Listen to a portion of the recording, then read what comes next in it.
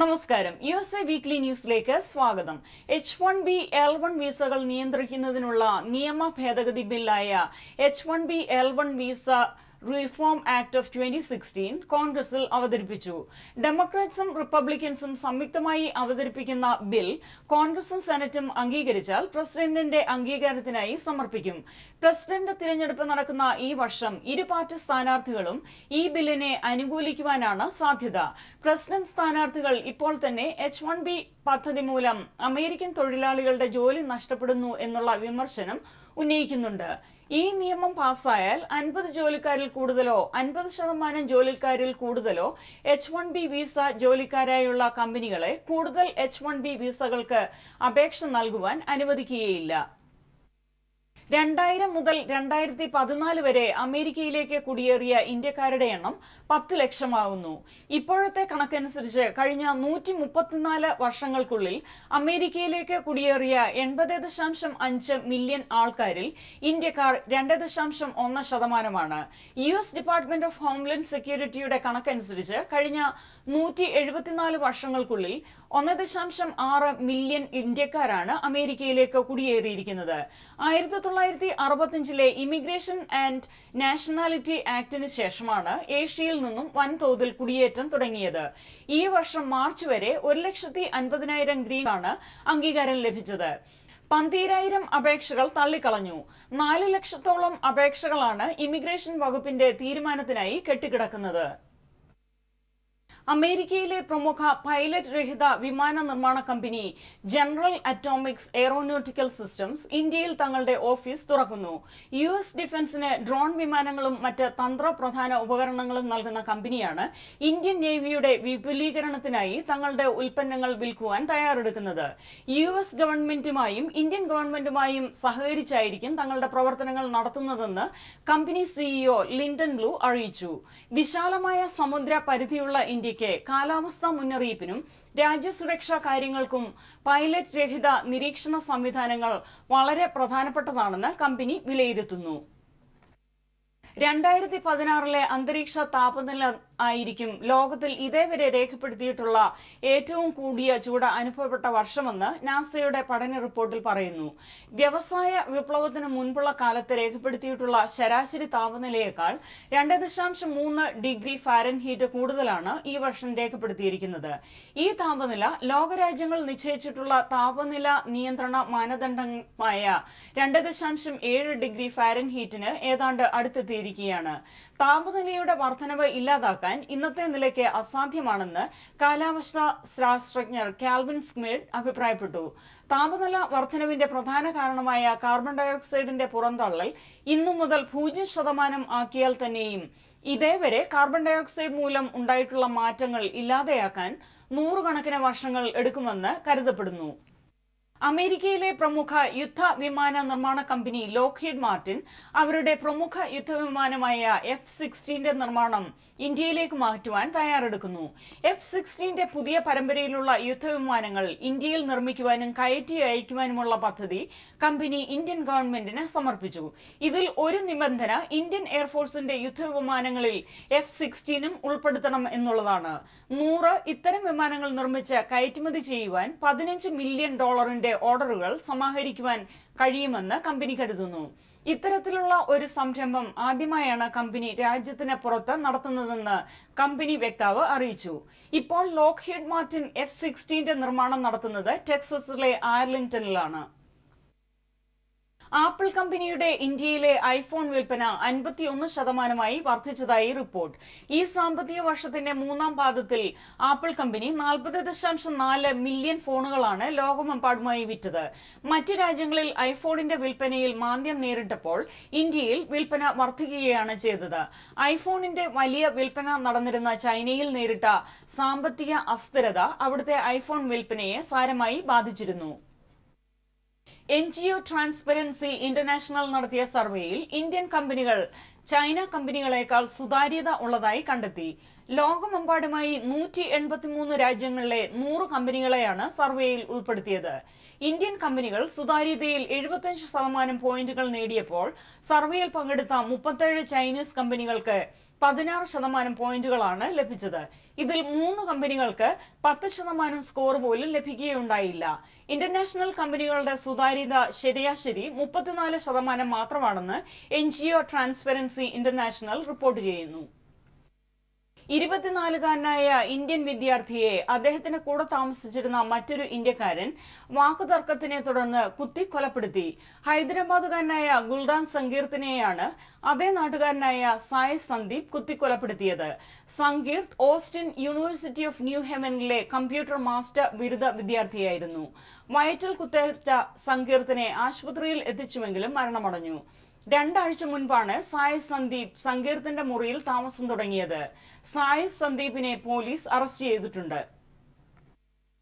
American Malankara അതിഭദ്രാസനത്തിന്റെ 30ാമത് youth and family conference Maryland mount saint Mary's university ഹാളിൽ വെച്ച് ശ്രേഷ്ഠ കാതോലിക്ക ബസേലിയസ് തോമസ് പ്രഥമൻ ബാബ ഭദ്രദീപം കൊളുത്തി ഉദ്ഘാടനം ചെയ്തു. 4 ദിവസങ്ങൾ നീണ്ടുനിന്ന കോൺഫറൻസിൽ reverend father Joseph Puthenpurackal, reverend father Joseph Chalissery എപ്പിസ്കോപ്പ എന്നിവർ മുഖ്യ അതിഥികളായിരുന്നു. അമേരിക്കയുടെ വിവിധ സ്ഥലങ്ങളിൽ നിന്നും എത്തിയിരുന്ന സഭാവിശ്വാസികൾ ഈ കോൺഫറൻസിൽ പങ്കെടുത്തു. ഭദ്രാസന ട്രഷറർ സിമി ജോസഫ്, വിവിധ ഭദ്രാസന കൗൺസിലർമാർ, മീഡിയ കോർഡിനേറ്റർ ജോജി കോശി തുടങ്ങിയവർ കോൺഫറൻസിന് നേതൃത്വം നൽകി. മലങ്കര അതിഭദ്രാസനത്തിന്റെ യൂത്ത് ആൻഡ് ഫാമിലി കോൺഫറൻസ് 30ാമത്തെ വലിയതായ മഹാസമ്മേളനം ഇപ്പോൾ ഇവിടെ മൗണ്ട് സെന്റ് മേരീസ് യൂണിവേഴ്സിറ്റി ക്യാമ്പസിൽ വെച്ച് നടത്തപ്പെടുകയാണ്. നമ്മുടെ 30ാമത് ഫാമിലി കോൺഫറൻസിന്റെ ഔപചാരികമായിട്ടുള്ള ഉദ്ഘാടന സമ്മേളനമാണ് ഇവിടെ നടത്തപ്പെടുന്നത്. സത്യത്തിൻ ചൈതന്യമേ, സ്നേഹപ്രവാഹമേ, ഇടറാത്ത വർഷങ്ങൾ 30 പൂർത്തിയായി ജയഭേരി മുഴക്കുവാൻ സമയമായി. I am here to welcome all of our dignitaries to this meeting. Truly we are blessed with the presence of our beloved Katholika Baba. കർത്താവിൽ ആശ്രയിച്ച് നന്മ ചെയ്യുക, trust in the Lord and do good. ഇത് രണ്ടും, ദൈവത്തിൽ ആശ്രയിക്കുക എന്നുള്ളതും നന്മ ചെയ്യുക എന്നുള്ളതും ഒരു ദൈവ പൈതലിനെ സംബന്ധിച്ചിടത്തോളം വളരെ പ്രധാനപ്പെട്ട കാര്യങ്ങളാണ്. ദൈവത്തോടുള്ളതായ നമ്മുടെ കടപ്പാടും അല്ലെങ്കിൽ ദൈവത്തോടുള്ള നമ്മുടെ സ്നേഹവും അതോടൊപ്പം നമ്മുടെ സഹചരോടുള്ളതായ നമ്മുടെ ഉത്തരവാദിത്വവും രണ്ടുമാണ് നമ്മെ ബോധ്യപ്പെടുത്തുന്നത്.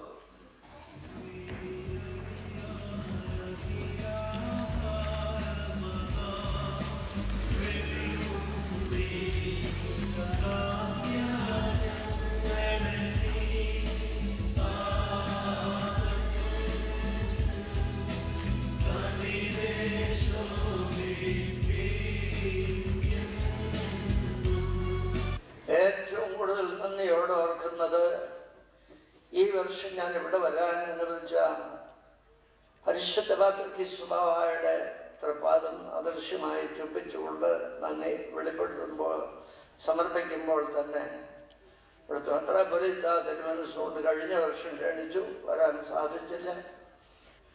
വളർച്ചയുടെ വഴിയിൽ നിന്ന് അതിവേഗത്തിൽ ഉയർച്ചയിലേക്ക് വന്ന് എല്ലാം അനുഗ്രഹകരമായി തീർത്തതും എല്ലാം നന്ദിയോടെ സ്മരിക്കുന്നു.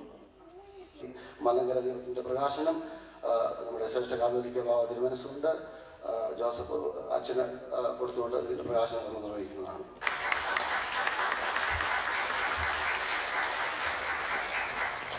In our archdiocese, we have lots of promising youth who are sometimes unable to find their soulmates, and this is where Malangara Connect comes in. നമ്മുടെ ഉള്ള എല്ലാ അച്ഛന്മാരോടും കൗൺസിൽ മെമ്പേഴ്സിനോടും സാജുമാരോത്തിനോടും പിന്നെ ഇതിൻ്റെ പുറകെ പ്രവർത്തിച്ച എല്ലാ അംഗങ്ങളോടും നിങ്ങൾ ഓരോരുത്തരോടും നന്ദി രേഖപ്പെടുത്തുന്നു. ദൈവത്തിൽ ആശ്രയിച്ച് വളർന്നവരുമുണ്ട്. ഇവിടെ പിതാവ് പറഞ്ഞ പോലെ കാലിക്കൂട് പോലെ വളർന്നവരുമുണ്ട്. ആദ്യകാലത്തൊക്കെ പ്രാർത്ഥിക്കുവാനും ദൈവമേ യാക്കോബായ സമുദായത്തിന് തന്നെ ഒത്ത ചെറുക്കനെ കിട്ടണേ, അങ്ങനെ കെട്ടണം. കുറെ കഴിഞ്ഞ് ഒരു ദൈവം ഏതെങ്കിലും ക്രിസ്ത്യാനിയെ കെട്ടാനിടയാണ്. അത് കഴിഞ്ഞ് കുറെ കൂടെ കഴിഞ്ഞാൽ പറഞ്ഞു ദൈവമേ കർമ്മനരുത്. ഇപ്പം പ്രാർത്ഥിച്ച് ദൈവമേ പെണ്ണിനെ തന്നെ കൊണ്ടുവന്നില്ല. ഇന്ന് അമേരിക്കൻ ഭദ്രാസനത്തിൻ്റെ 30ാമത് ഫാമിലി കോൺഫറൻസ് ആഘോഷിക്കുകയാണല്ലോ. ബാബ തിരുമേനിക്ക് ഭദ്രാസനത്തിൻ്റെ വളർച്ചയിൽ എന്താണ് പറയാനുള്ളത്? ഇപ്പോഴത്തെ ചുമതലയുള്ള തീത്തോസ് മാർ എൽദോസ് തിരുമേനി 12 വർഷമായി ഇവിടെ വന്നിട്ട്. അദ്ദേഹം വന്നതിന് ശേഷം അദ്ദേഹത്തിൻ്റെ കഷ്ടപ്പാടുകളും ഓട്ടവും നിമിത്തം ഭദ്രാസനം വളരെയേറെ വലുതായിട്ടുണ്ട്, വികസിച്ചിട്ടുണ്ട്, പള്ളികളുടെ എണ്ണവും വർദ്ധിച്ചിട്ടുണ്ട്. ഷിക്കാഗോ എക്യുമെനിക്കൽ കൗൺസിൽ ഓഫ് ചേർച്ചസിന്റെ ആഭിമുഖ്യത്തിൽ നടന്ന 6ാമത് ഇന്റർ ചർച്ച് വോളിബോൾ ടൂർണമെന്റിൽ ഷിക്കാഗോ ജ്ഞാനായ ടീം 1ാം സ്ഥാനം നേടി. ഡെസ്പ്ലെയിൻസിലുള്ള ഫ്ലെഡ്മെൻ ഇൻഡോർ സ്റ്റേഡിയത്തിൽ വെച്ച് നടന്ന മത്സരങ്ങളിൽ വിവിധ ദേവാലയങ്ങളെ പ്രതിനിധീകരിച്ച് 9 ടീമുകൾ പങ്കെടുത്തു. 2ാം സ്ഥാനം ഷിക്കാഗോ മാർത്തോമാസ് ടീം നേടി. ഹൈസ്കൂൾ വിദ്യാർത്ഥികൾക്കായുള്ള മത്സരത്തിൽ 1ാം സ്ഥാനം ജ്ഞാനായ ജൂനിയർ ടീമും 2ാം സ്ഥാനം മാർത്തോമ ജൂനിയർ ടീമും നേടുകയുണ്ടായി.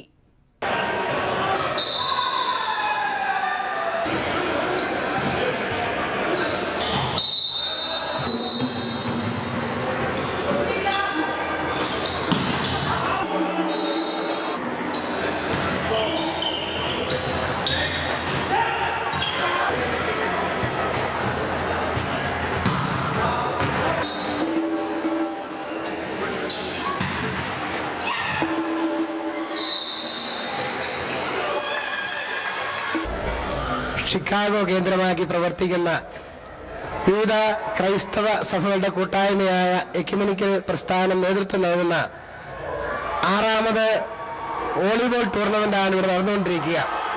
വളരെ ആവേശകരമായ നിലവാരം നിലനിർത്തുന്ന കളികളാണ് ഇവിടെ അരങ്ങേറിക്കൊണ്ടിരിക്കുക.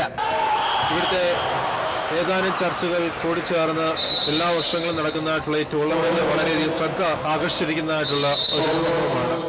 എല്ലാ ആശംസകളും അർപ്പിക്കുന്നു. പ്രത്യേകിച്ച് ഈ 16 ദേവാലയങ്ങളുടെ സംയുക്തമായ വളരെ അനുഗ്രഹിക്കപ്പെട്ട ഒരു ഒരു ഒരു ഗെയിമാണ് വോളിബോൾ മത്സരം.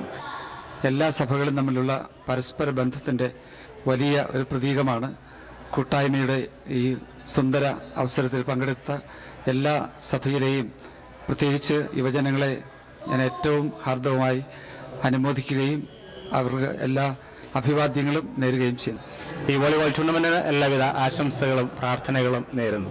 സ്പോർട്സ്മാൻ സ്പിരിറ്റോടുകൂടി അതും വരുന്ന കുട്ടികളുടേതായിട്ടുള്ള മത്സരങ്ങളോട് നടത്തിയത് അങ്ങേയറ്റം അഭിനന്ദനാർഹമാണ്. നല്ല ഒരു മത്സരം കാഴ്ചവെക്കുവാനും സാധിക്കയിലെ ഞങ്ങൾക്ക് അതിങ്ങാറ്റം അഭിമാനമുണ്ട്. ഷിക്കാഗോയിലെ എക്യുമെനിക്കൽ ചെയ്യുന്ന പ്രവർത്തനങ്ങളിലെ ഏറ്റവും വലിയ ഒരു നല്ല പ്രവർത്തനമായിട്ട് ഞാൻ ഇതിനെ കാണുകയാണ്.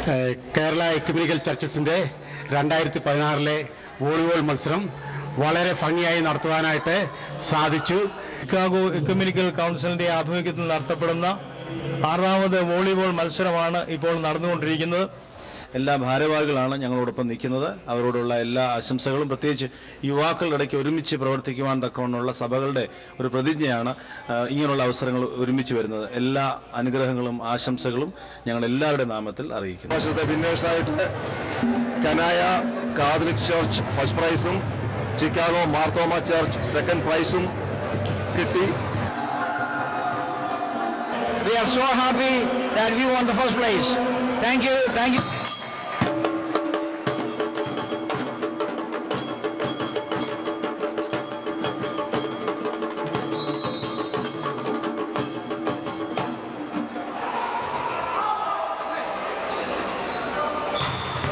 India press club of north America മികച്ച പത്രപ്രവർത്തകനുള്ള അവാർഡിന് അപേക്ഷകൾ ക്ഷണിക്കുന്നു.